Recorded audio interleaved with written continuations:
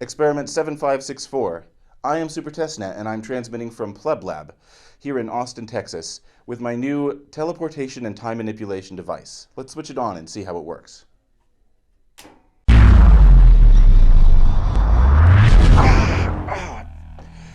Ladies and gentlemen, I believe something went wrong. I seem to be stuck in some sort of a time warp.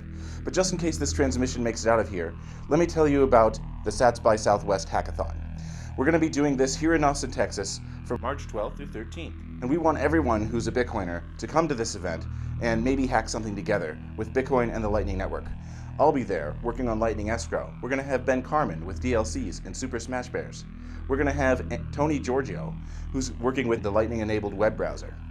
So if you know about ECDSA or Schnorr signatures or BIP32 derivation paths or anything that's cool like that, why don't you come to the Sats by Southwest Hackathon?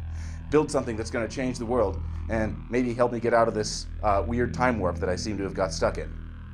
Come to PlebLab, come to Sats by Southwest Hackathon, where magic internet money meets real-world usage. That is not okay. That is... I can't look away.